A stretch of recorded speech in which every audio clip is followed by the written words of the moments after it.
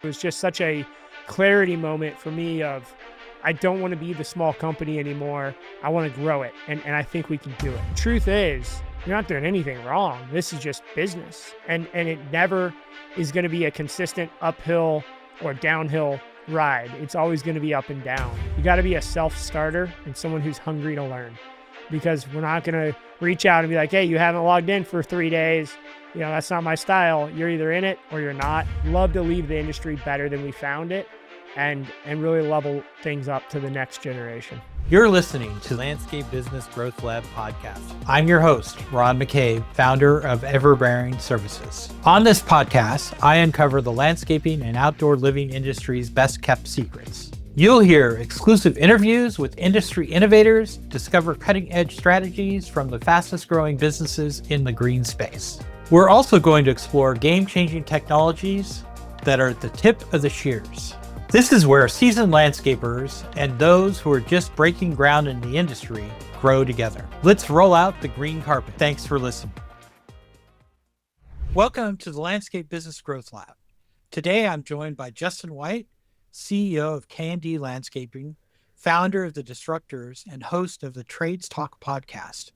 Justin has scaled K&D from a small family business into a multi-million-dollar company. And now with the Disruptors, he is helping high performers across the industry raise the bar in business and in life. Justin, thanks for being here. How did K&D Landscaping get its start, and what has this journey looked like for you? Well, hey, Ron, and thanks so much for having me here. Excited to be here. I mean, Growth Lab, it's what we're all about, right? And I'm excited to share a little bit about that. Let me tell you the story. So my parents started K&D Landscaping in 1986. And that was a time, and still kind of is, where you could go down to the store, you buy a lawnmower, a weed eater, and a blower, and you're basically in business as a landscaper. You need a truck to haul it around in, and that's basically my dad's story. So he started off doing that in the afternoons, mowing lawns, just trying to make some extra side money. Well, it kind of took off. And a short 5 years later, in early 90s, 1991, I think, is when they officially said, all right, let's make this thing a real landscape business. And him and my mom went into business together to build a family landscape company. I think a story that so many can relate to at some point, whether they're a founder, whether they're a successor of founders like myself, who grew up in the business. That's where we got our start. We're just a family company, small, operating right here in Santa Cruz, California, on the very far west coast of the United States. And from there, it's grown pretty amazingly. And the last 10 years has just been an incredible journey. So I could dig into more of that if you guys want. Well, that's great. What's the journey look like for you? So yeah, good question. My perspective is unique, right? So growing up in the landscape industry, I saw a little bit of a different viewpoint on the industry. My dad was up early. He was working in the field. It was hard work. He was always present. He made our basketball games and our soccer games and our football games or whatever else sports we were playing. He always helped to make sure that we were doing the things we wanted to do as kids. But the other part I saw was, kind of the late nights of the invoicing, of the estimating, of the sales and getting the jobs, trying to keep the crews busy. Or, when it was slow, I'd see all the crews working around the house. And I was like, well, that's weird. Why are they putting in a new patio? We just put that in 2 years ago. And so it was, right. We had leftover material and the guys didn't have anything to do. And my dad's the kind of guy, my mom too, they're the type of people that are going to make sure the crews have work, whether that means coming out of their own pocket. And really that was a story for us in 2008. We went through a tough time when there wasn't a lot of work. And my parents, being the people they are, they continued to keep our team on payroll, continue to pay them, and dug one heck of a debt hole in the company and almost went out of business. Somehow, I'm sorry to hear about that. Yeah, I mean, luckily it's been almost 20 years now, but luckily they were able to dig out of that, and I got to give it to them. I mean, they really set the foundation for what our core values are today. Taking care of our team being, I think, number one. We love our clients. We wouldn't be here without our customers and our clients. But if I had to pick between clients and employees as our number one core value, I always go to the team. I always go to the culture. And with that, I think they'll take care of our clients. So I watched all this and I kind of thought to myself, man, I don't really want to be a landscaper. It looks like a lot of hard work, physically hard work, B, it seems like my dad's always working. He's either in the field or he's working on bids and stuff.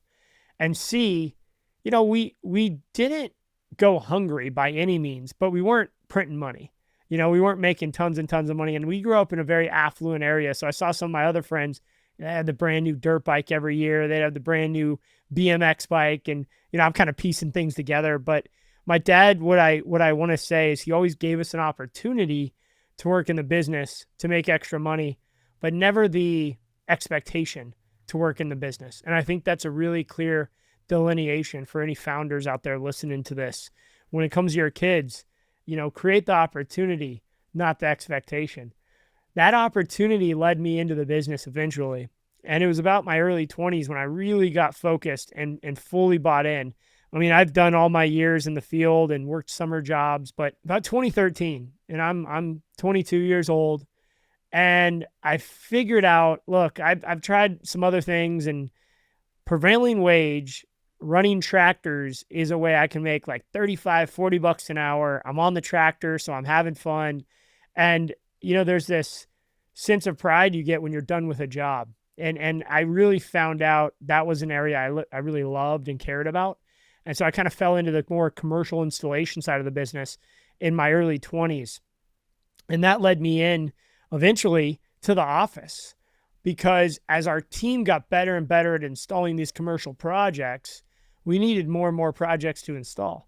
And so I had to get involved in the sales side and started to do estimates and sales stuff. And I really fell in love with that. I mean, the ability to get a set of plans that a general contractor is building this building, and you can put a price to it, and there's this game going on between you and other landscapers and you and the GC, and how much information can you get out of the GC, and are you going to be the low bid? Are you going to be competitive? What can you convince them of that you're going to bring to the table that the other subcontractors won't? So I quickly realized I have a strength in building relationships and building trust with people I've never met before over the phone, and I leveraged that. And we started really growing in commercial installation going into 2013, 14, and 2015.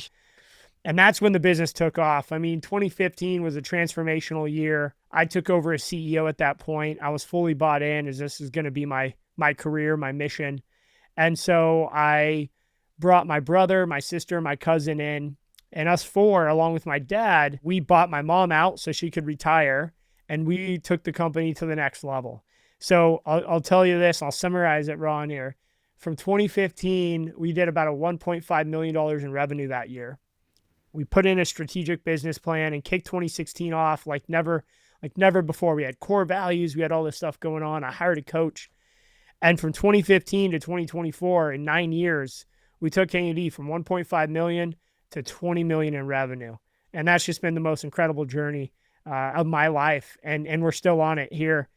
Just continuing to charge forward and continuing to grow and disrupt the industry. Well, it sounds like it's been quite a ride for you. Oh, yeah, it has. And you've seen some tough times. Personally, in 2009, I actually lost everything I had made in my career. I was in the Silicon Valley in technology at the time. Yeah, wow. And somewhat mind-numbing numbers, so very humbling. So I relate to what your parents went through then. But also, it's great what you've done to kind of take things to the different level. And maybe you've kind of said this, but I'd like you to expand a little bit. Is what moment made you realize you wanted to level up K&D from being like this family business and turning into the juggernaut it is today? It was October of 2015. And my business coach that we had just started working together, Jonathan Goldhill, asked me to go research some other landscape companies. And my dad always got these magazines, Lawn and Landscape Magazine and these others. So I looked at those first and I saw the top 100 list. And I started flipping through that. And I realized, just like you, Ron, here in Santa Cruz, I'm an hour away from the Bay Area in Silicon Valley. And well, there's 5 of the top 20 companies in San Francisco Bay Area in general, right? So I was like, oh, well, perfect. And so I started studying a few of these companies like Gachina, Gothic was down south, Valley Crest. At that point, they had just become Brightview. Jensen Landscape was one I honed in on. So Jensen at the time, I think they were doing somewhere around 15 to 30 million. It's a big range because it was a long time ago, but I zeroed in on them. John Valet is their CEO at this time, and I started to just research as much as I could. Well, I realized we can make a lot of money doing landscaping. We don't have to live paycheck to paycheck, and we never really did live paycheck to paycheck, but we don't have to just get by. Like, we can actually build a business. And looking at what happened with Valley Crest and Brickman and that merger and them going IPO, I was like, why couldn't that be us one day? Like, why couldn't we take the next company public in 10 or 20 years? So I started to realize the amount of wealth in the landscape industry. That November, I went to Hawaii with my parents for a California Landscape Contractors Association awards banquet.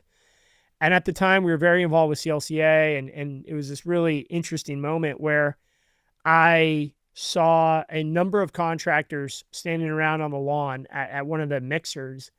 And I recognized John Valet from Jensen, Tim Hendricks from Brightview, from the magazines. And so I went up and I introduced myself to them, and, standing in this circle of these giants at the time, I remember just kind of talking about my company and our numbers. And they were kind of like, they were super polite, super nice, but it was almost kind of like, that's cute. 1 million in revenue, keep it up, bud. Keep doing what you're doing. Your dad's company, great. I remember walking away from that conversation being like, man, I really want to be a $30 million company. And Ron, I'll be honest, like, at this point, I'm 25 years old, a lot of ego, and hey, I still have some ego. I think you got to have some of that to do what we're doing. It's a fun part of life, the 20s, right? Oh man, you just think everything's possible. That's right. So I walked away from that trip in Hawaii with this idea of, I'm going to try to be a $30 million company. And that ended up becoming our goal. We set a goal of 30 million by 2030 as our big, hairy, audacious goal we set in the late 2015, early 2016 era. And that conversation in Hawaii was a big part of that. I think it was like November 5th or 6th of 2015 in Hawaii. I remember it like yesterday. And it was just such a clarity moment for me of, I don't want to be the small company anymore. I want to grow it. And I think we can do it. That's a great story. And I've reflected back on life, and there's those turning points in life that they stick out and you never forget. And, 0 to 1 million is brutal. 0 to 50,000 is brutal. And like the first 200,000 is kind of hard. And then really from 400 to 1 million isn't that bad. And then weirdly, that 1 million to 2, you've got to change how you do things. You put the gas on it and headed towards 30 million, which at that time just had to seem completely insane. Oh, yeah. And I agree with you. There's all these milestones, and it seems like there's a cycle of that milestone of, hitting 1 million and then hitting 2 million and then hitting 5 million. And you have different challenges at different levels. And the challenges, I don't think they get harder or easier. They just get different, and they're presented differently. But like, if you're $100,000 a year or $100,000 a month contractor, either one, you're working just as hard as the CEO of $100 million a year company. It's just a different type of stakes. You're playing a different game, but you're still playing the same game. You're playing in a different role. So. Yeah, exactly. And you're dealing with different problems, but hey, we're all dealing with challenges and issues out there. So no matter what your size is, I do think there's so much we can learn from each other. No matter how big you are or how small you are, we can always talk and learn from each other. And that's the beauty of this industry. Yeah, no. And you've had a lot of success, but along the way, I'm guessing you've had some adversity at different points. So can you share a story that taught you an important lesson that you learned through adversity, like something that really sticks out? Well, I can kind of go to my mental Rolodex and a bit of an endless list to pull from here. But this is what I'll say. I'll kind of break this out into two parts. First part is, you've got to expect and understand that your business is not always going to love you back. And I think that's where adversity sets in the most. It's when you're giving it everything you have, you're sacrificing personal time, maybe even relationships. I know I've lost some girlfriends over the course of the years in my beginning years because you just give everything to the business. And so when you do that, and then at the end of the month, the end of the period, the end of the year, what have you, your business isn't where you want it to be. Maybe you're dealing with some really major problems. Maybe you're not making any money. And you just kind of ask yourself, like, I've given this business everything and it just doesn't seem to love me back. And I think those are the troughs, and the people listening, you may be going through this as we speak, and you may be wondering, what am I doing wrong? And the truth is, you're not doing anything wrong. This is just business. And it never is going to be a consistent uphill or downhill ride. It's always going to be up and down. And so I'll just go straight to the point as of today. And we're dealing with some major challenges with our profitability in this year. So this year started off pretty slow. And according to BrightView's IPO or their public quarterly reporting for Q2, and a lot of other people I've talked to, 2025 has been a tough year, especially in the first 3 to 4 months. Just not a lot of people spending money. So, we started off in the hole a little bit, and Q2 was a little better. We kind of bounced back. And then July, we thought we were doing everything right. We thought we had the sales, operations, everyone in the right place. And then July comes around and we're back below the goal that we set for July. Not just revenue and profitability, but kind of across the board, sales, customer satisfaction, everything seems to be a little bit below where we'd like to see it. And, first off, it's because we set pretty big goals. So maybe that's a little part of it. But no, I think our team is better than what we're producing, at the end of July. And so I had to kind of sit back and say, man, we've put all these things into place. We really have a lot of technology. I think we have the best team in the industry. We're doing a lot of amazing things. And I started to realize, well, it's not always in our control, and it's not all about execution. A lot of what it has to do, and a lot of the results are actually based on the mindset of the leader and the mindset of the team. So I started to look internally through this process, and this is all in the last 3 weeks. And what I realized as I looked at my calendar was, well, I did a lot of traveling in July, right? I was in Florida, I was in Texas, I was in all these other states. You were all over the place. Yeah, you and I saw each other in Las Vegas just a few weeks ago. It was just constant travel. And I realized, man, me not being present at the office with the team has an impact. And, I need to be able to show up and provide the leadership and, honestly, mindset the team needs. So execution may be perfect, and you may have a great operational playbook, but even landscaping, so much of it is mental, and so much of it is between the ears, and so much of it is mindset based. And so as I came back in and I really got the team rallied up again here going into the end of August, I feel great about where we're at today. And I am very confident our numbers and our performance and our execution in September is going to be a lot better.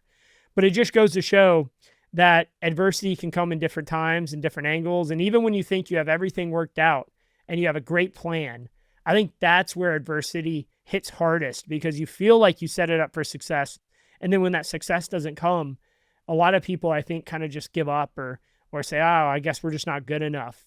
But sometimes it's just a matter of doubling down and just being consistent at what you're doing, knowing you're doing the right things, and the market will eventually come around to you if you're doing the fundamentals of business correctly. So my company, Everbearing, we're a little more in it with our clients than most digital marketing companies. And we're asking them about their business, and we're not just getting them leads and things like that. So we really intimately understand their struggles.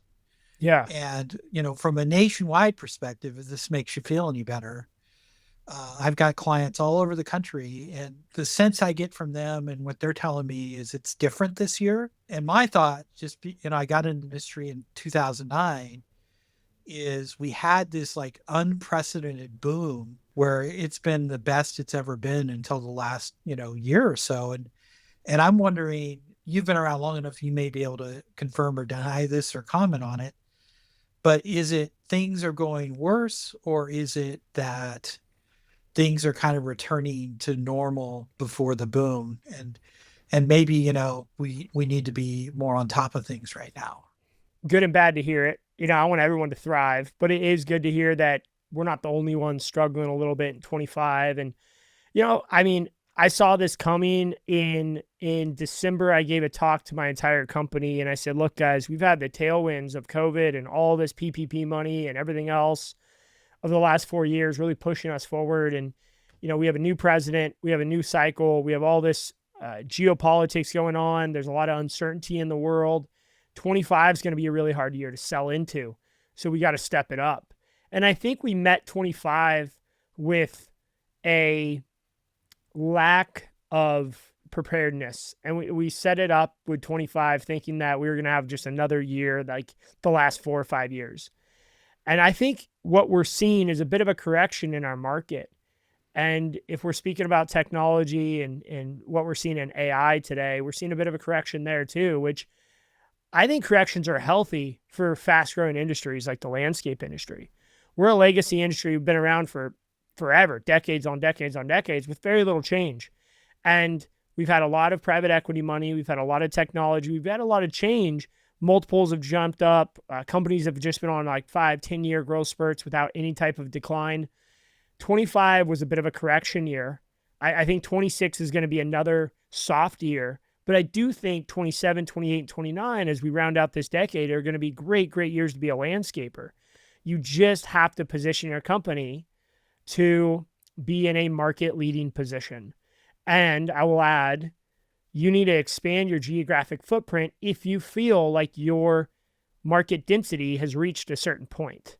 And Ron, I think with digital marketing, there's only so much clients that you can get in an area until it becomes very expensive to get that next client. You go from spending $50 a lead to $500 a lead because you just have got saturation to such a point in your geo. A couple different things. What I've seen is as people shift, like they're, okay, this is the new game, we're going to play this way.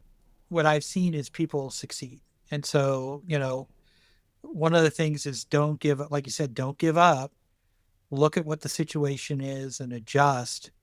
And then you do have to do, marketing. Sales and marketing side, one thing I will say is it's really important to focus on the leads you have right now. I don't know if you know the industry average response time is 44 hours on a lead. Really? Oh my gosh. Yeah.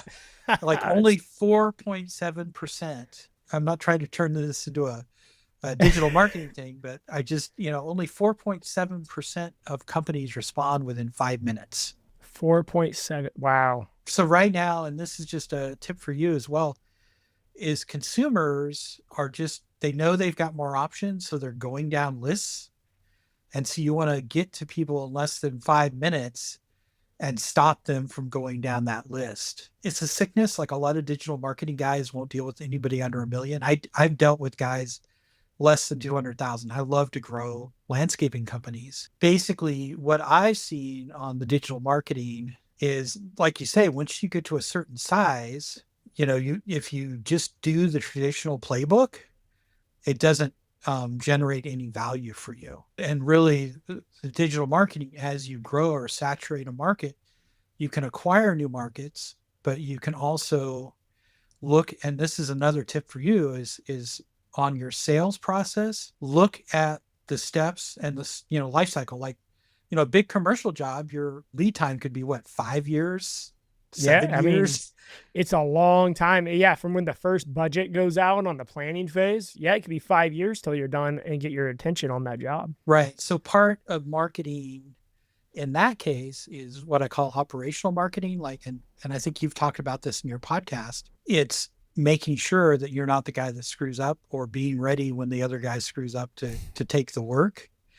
And branding becomes more important. And that can be like your trucks and your equipment and things like that. But it could also be digital branding and things like, on a commercial landscaping, as dumb as it sounds, is like a newsletter. Smaller landscapers, it's very transactional. And then as you grow, it becomes more strategic. Yeah, so you almost have to have that like multi-pronged marketing. You can't just do digital ads really good and have a good website. And I agree, as you get bigger, you have to have all these other top of funnel opportunities for people to find you. And Ron, exactly. Yeah. So as you get bigger, you need to have kind of omnipresence. Yeah. And then Yeah. instead of thinking and like, what's my transaction next month? It's like, how do I close this guy in 5 years when the contract comes up? And then doing everything to support that, which is like a way different way of thinking. We've been talking about marketing a lot because of the, the adversity we're going through in terms of our growth goals. I mean, and we want to grow 30% year over year forever.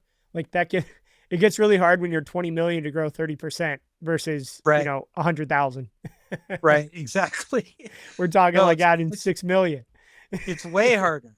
Yeah. I was a weird kid in junior high. I read a book called the Swiss Banking Handbook, and it talks about financial instruments, but it really talks about everything being a tool, and you apply tools in different ways depending on the situation. And I think the key is, with not just the business, but marketing, all of it is, I think we tend to apply the tools we know at the same level we know, and we don't, kind of mix it up if we have the situation change. So, Yeah. Yeah. It's like you just try to apply the same tool to the same thing, even though the situation and the world has completely changed. And I would say, as of today, that is the biggest plague hitting the landscape industry is we continue to try to use the same playbook that worked 10 years ago in a market that has radically changed. And you hit on it, how our customers buy landscaping has radically changed in 10 years, but we keep doing the same things. what's your vision for the future? Where are you taking it next? Well, I love that question. So I got this from Jim Collins. It's called the We've Arrived Syndrome. And as you approach a goal, you kind of like imagine a plane coming down to land. You start to slow the plane down and get it into landing configuration so you could land the plane, stop, and get out. Well, we're not trying to land this plane anytime soon. So instead of preparing the plane for landing and descending and slowing everything down as we approach our goal and our target, I decided as of 2025 this year to reset our targets and to refocus our team around a new vision. And the vision is extremely bold and extremely audacious. And the core belief of the vision is we want to create generational wealth within our employee base. So I went through Oh, and so I asked myself, I said, all right, where do we need to be in order from an enterprise value perspective, in order for our crew leaders to be able to have some type of an equity percentage and then turn that equity into an exit where they can not retire forever, but have enough money in the bank to maybe live comfortably. And I'm talking maybe $250,000, $300,000 on top of all their other planning. But I see so many of our team members reaching 65, 70 years old in the field with no real next step in terms of how they're going to support themselves financially for the rest of their life. And there's a few factors. One is historically, the kids always kind of took care of the parents. Secondly, you didn't need a lot of money to retire 40 years ago. And thirdly, the retirement plan has always been, we'll move to a really low, less expensive area than California and we'll be fine. Well, we're finding that just to live in even like a nice retirement community in Florida is still very expensive. I have a side business where I build entry-level homes, like somebody's first home. Oh, okay. And Yeah. I'm building a starter home in Coos Bay, Oregon, which is not like a I, huge town. I know Coos And Bay it's like well. 425. Yeah. Oh my gosh. It's over as far as the whole moving to a cheaper spot. It's exactly. There's no option. So, some of the guys are like, hey, I'll go back to Mexico.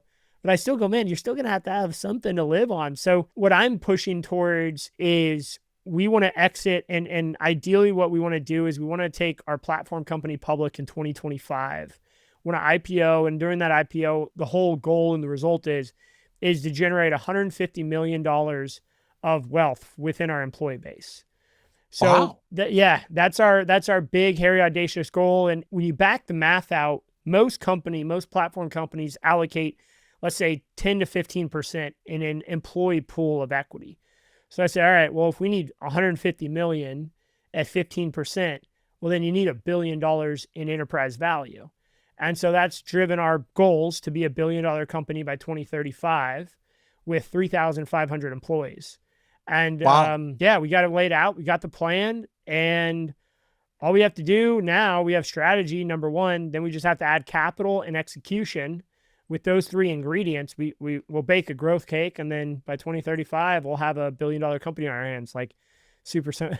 I'm oversimplifying it, but that's the Well, plan. no, you don't know about my past, but I used to run technology startups, and I've done consulting for venture capitalists and have been involved with private equity. And so I know exactly what you're talking about. Yeah. You don't have much gray hair yet, Justin, but you might soon. Yeah. You're not wrong on that. It's going to be a ride, but I think we have all the pieces lined up, and I think this industry is ready. I think Brightview's done a great job at being this first tip of the spear in the public markets, and the public investor has actually showed some favor towards service-based businesses, specifically ones like Brightview. And I think if we can create a really, and you'll like this, Ron, if we can create a company that's very tech-enabled, a high utilization of robots, a high utilization of AI backend synergies, and a employee-first culture practice within that technology-enabled company, I think the public markets are going to trade favorably with that mindset. And I think in 10 years from today, you're going to see investors wanting to diversify outside of the Mag 7 and outside of the big tech companies that hold 85% of their wealth today. It's just going to become too volatile, I think, with the AI race that we're in. And people are going to look to diversify into, and they already are, into service-based companies like landscaping, plumbing, HVAC, electrical. Exactly. Yeah. No, it's kind of cliche. So I don't play that game. It's a pretty hard, stressful game, the private equity side. But my friends, so kind of the deal in Silicon Valley is guys that started when I did, you kind of graduate, and one of the stages is either venture capital or private equity. So a lot of my friends that I came up with are in private equity, and it's almost like a cliche on the checklist is green industry investment, but yet they can't find any place to put the money. And so I tell my clients that are in more of the growth stage, much smaller than you, that, look, this is the time, the next 10 years, for landscaping businesses, you're going to have really high valuation. So I really like that vision, and I'm really impressed with where you're going. Thank you. So I want to take it off of what we've talked about, because I'm really curious about it, selfishly so. Yeah. Is you recently launched the Disruptors. Can you tell me what it is and kind of why you created it? We launched the Disruptors January 1st of this year, 2025. So we're, 8 full months in. And first off, why we created it? Well, it was a creation built out of necessity to communicate as an industry within a private, confidential group. And we have these amazing conferences we go to. You and I went to Lana Landscape Tech Conference, and we had a Disruptor Social, which was such a fun night. And what the Disruptors group is it's actually an online community, and there's a lot of these popping up. But ours is focused primarily around the idea of becoming an 8-figure contractor. So $10 million in revenue or above. It doesn't mean you have to be there to join. You can join with $500,000 in annual revenue, or even smaller. We'll talk and see if you can get in. But the idea is companies focused on growth, and it's landscape companies within the peer group or community, not just open to anyone, not open to suppliers or to vendors, because we wanted to be able to have a place where you can go and have an honest conversation of, should I go with this software or that software? And get feedback from your peers on which one they think is better based on their experience. We ask questions all the time in our forum around operational needs, like, how are you handling uniforms for your employees? Well, we provide shirts and jackets and safety vests, but we don't provide pants. Someone else provides a full thing, pants, shirts, hats, everything, and a laundry service. And so we're kind of comparing different things. We're comparing insurance. We're comparing 401k plans, health insurance. And there's 65 of us in the group right now.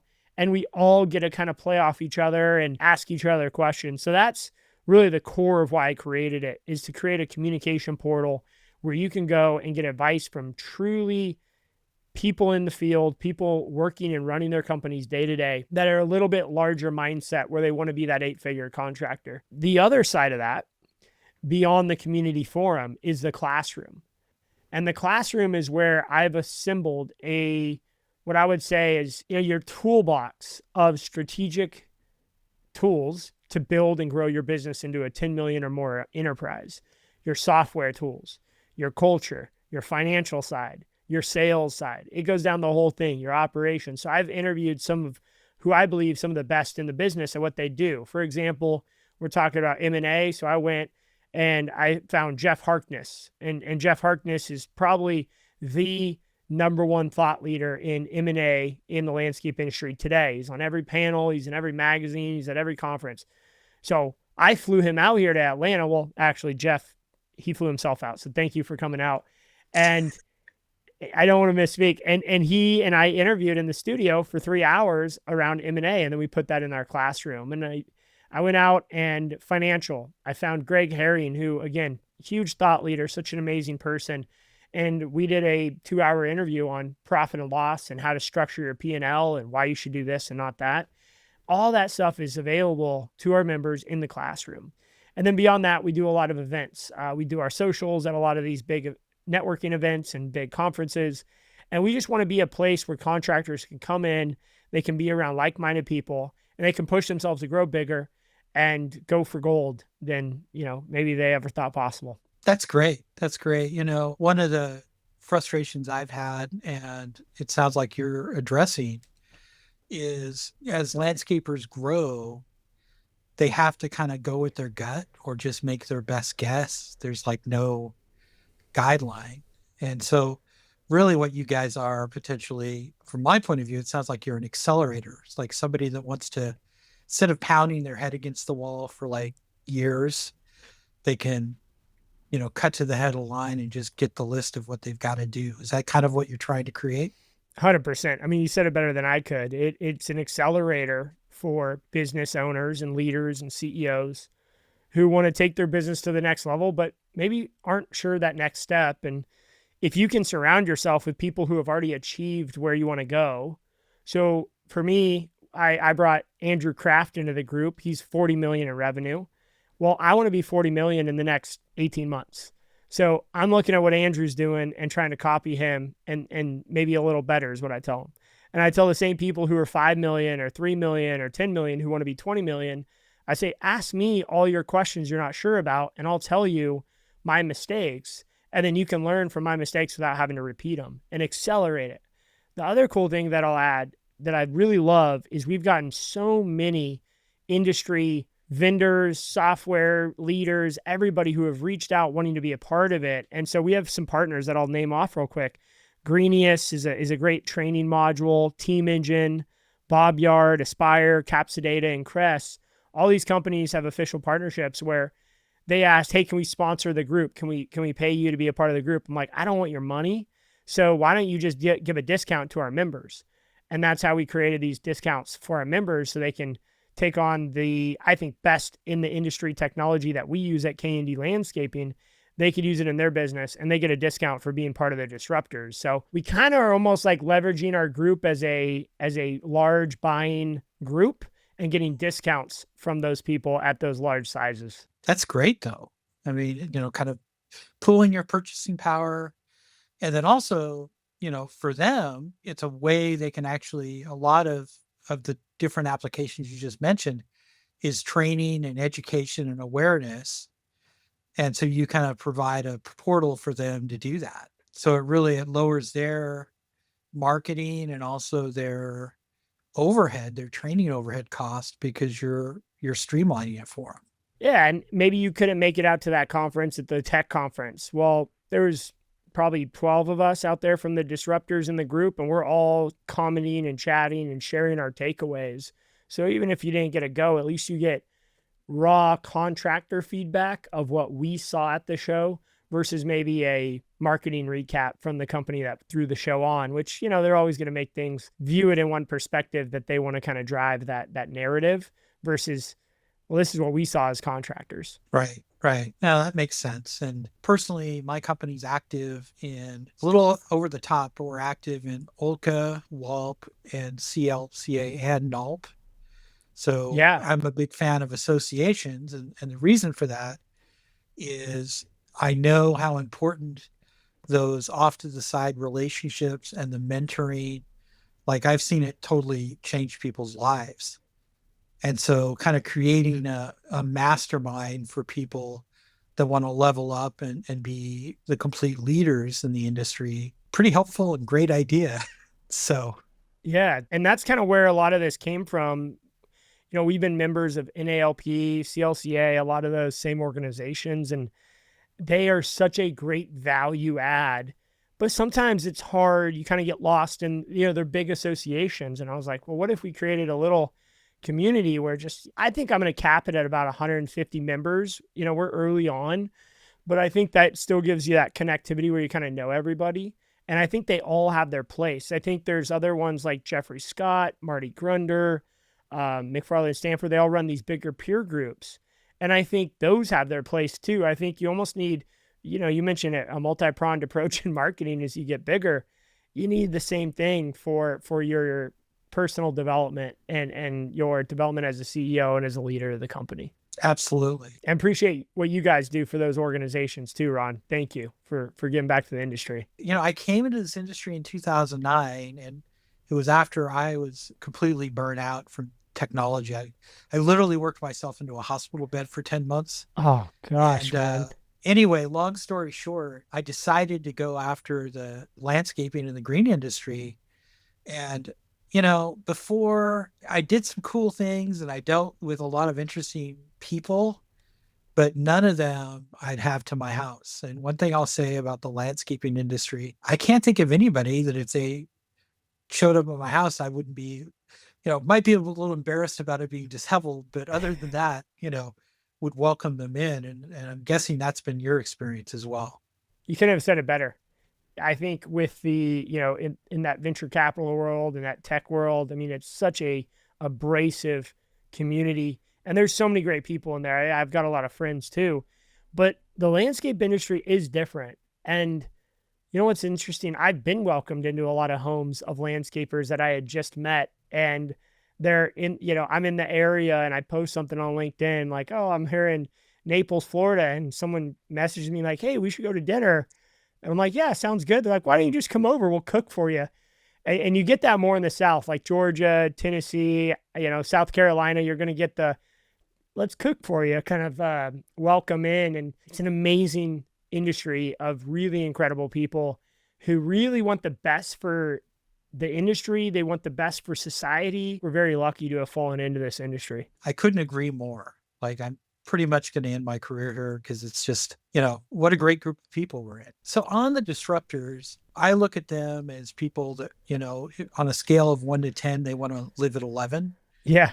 And so who's going to fit into that group of disruptors and really benefit? Like, I mean, there's a lot of people out there that are great and their businesses are growing, but they're not going to get the benefit from the resources you've provided. But there's certain people that are going to latch in and contribute to the group and really engage. Yeah, great question. I think there's an avatar I think we can just kind of describe that really thrives in the disruptors. I think number one, someone who has the ability to create change at the company they're in. If you're an account manager at a big company, it's going to be really hard because you're going to get all these ideas and you're not going to actually create meaningful change at your company. So someone who has the ability to create change within the company. Number two, someone who values technology and wants to become a more tech-enabled business. Most of our discussions are around technology because it's just such a value add going into this next generation of landscaping. And there's a lot of pitfalls in technology and a lot of bad companies out there you got to watch out for that don't help. And number three is someone who really does want to grow their company double digits and create I don't want to say like sell their company, but create a meaningful exit at some point. I think we all need some type of off-ramp. You want to sell to your employees, you want to sell to your kids, you want to sell to your, a management team. I do think it's someone who has a vision in mind of a finish line that they want to take the company to. Hey, will they exit at that point? It's up to them. But I think it's so important to build a company that's sellable. And then number four, it's someone who enjoys giving back. People who are selfish and just want to take, they can come in and they can observe. But I've noticed it's the people who engage and give more advice than they take are the people who get the most value. And I think this tracks with NALP and CLCA and any other nonprofit. I mean, I've sat on a lot of boards. The more we give, the more we get. So if you're a person who is inherently not selfish with information and experiences, and you like to share your story and be very open, that is going to go very far for you inside a group like the Disruptors. And we're on fifth. I'll finish it off here. You got to be a self-starter and someone who's hungry to learn, because we're not going to reach out and be like, hey, you haven't logged in for 3 days. That's not my style. You're either in it or you're not. And that's really on you. That makes 100% sense. And, you've just started this. And so this is maybe a premature question, but, what's the legacy that you want for the Disruptors on the industry? Like, what's your long-term vision? Such a great question to ponder. I would just have to kind of like macro the response here a little bit, because it really is, the Disruptors is just part of our entire mission to raise the bar in the landscape industry. And I could leave it there, but I feel like it's too vague. So I'll go one layer down. I think what that means to me is, in 50 years, in 2075, I want a couple of green industry folks sitting on a podcast like you and I are today, Ron, saying, hey, we should really take that marketing strategy that the Disruptors talked about back in the day. And that seemed to work really well. Like we want to leave an impact on the industry that changes the game forever and how people look at landscaping. I also love the idea of when people are growing up saying, hey, I want to run a landscape company one day. I don't think any kid is thinking that in 5th grade or 6th grade, right? It's all becoming a fireman, going to the moon, being an astronaut. And I love that. But it would be cool to start to inspire some of the kids out there to start thinking, hey, maybe the landscape industry is a place I can create a great life and I could accomplish my goals in there. So, there's a lot to unpack, but overall, love to leave the industry better than we found it and really level things up to the next generation. So for everyone listening, what is the one piece of advice you would give them to stop playing small and start thinking bigger? So I believe you have to have a vision of where you want to take your company and your life. So before you can play big, you got to think big. And a lot of people think they have to attain some level of success before they're able to think about attaining that level of success. And I'll be honest, guys, like I still don't look in the mirror and be like, you're successful. Like I don't think like that. And I don't even think like maybe Jeff Bezos, but most of those guys who are super wealthy that we look up to, like Warren Buffett, they don't think that. They just put their jeans on one leg at a time like us. So, create a vision. Believe in that vision, believe in yourself, even when others won't, even when that business doesn't love you back, keep believing in yourself, because if you have that vision and you give it your all, you're going to go great places. If a listener takes one action after hearing this, what should it be? Yeah. And that's a good question, because you shouldn't take too many actions. I think one action is a great takeaway. So if you're listening to this, it's probably October. Here's what I want you guys to think of. What is an unreasonable goal to set that you can accomplish before the end of the year? Because I would love everyone to not wait for New Year's resolution. I would love for you to not wait for January 1st to come around to take massive action in your life. And I would say, what is one thing that you think is somewhat unreasonable to get done in the next 2.5 months or however long's left in 2025 when you're listening to this? Write that goal down and make that your number one focus for the rest of the year, and create a massive amount of momentum going into January 1st, and make sure you set a really big goal for the 2026 season of where you want to take your life, your family, your business, your career, whatever it is. But don't wait. Create something that's really, really hard to attain, that seems unreasonable. Even if you don't get there, don't worry about that. It's the amount of progress you made that's a true measurement of success. So I think that's the one thing I'll say to take away from this. Set a big goal before the end of the year and see how much progress you can make on that goal. Well, that seems like pretty solid advice to me. So what's the best way for people to reach you? A few different ways. You could get me on LinkedIn or Instagram. Just search Justin White, K&D Landscaping. I'll come right up. You can find my website at jwhitegroup.com. So that's jwhitegroup.com. And you can send me an email too. You can send me an email at justin@jwhitegroup.com, just like that. So a few ways to get in touch with me. Follow me on socials. I try to stay active and document the journey to $1 billion in revenue. So if you want to watch that journey, check us out on Instagram or LinkedIn, TikTok, YouTube, all the things. We're out there posting content pretty much daily. Cool, man. That's great. Well, Justin, thank you for sharing your insights with us today. So that's it for today's episode of the Landscape Business Growth Lab. Big thank you to Justin White for sharing his story and his vision. If you enjoyed this conversation, be sure to subscribe and share it with another green industry professional who is ready to grow. Thanks for listening, and we'll see you next time. That's a wrap on today's episode of Landscape Business Growth Lab podcast. I hope you picked up some fresh ideas to help your business grow. Remember, growth doesn't happen overnight. It takes the right tools, strategies, and consistent cultivation. If you found value in today's show, subscribe, leave us a 5-star review. Share this episode with a fellow green industry professional who's ready to level up. For more resources, show notes, and exclusive content, visit us at landscapebusinessgrowthlab.com. And if you want to connect directly, you can find me at Everbearing Services. Until next time, I'm Ron McCabe, reminding you to keep your tools sharp and your mindset sharper. Now get out there and grow something great.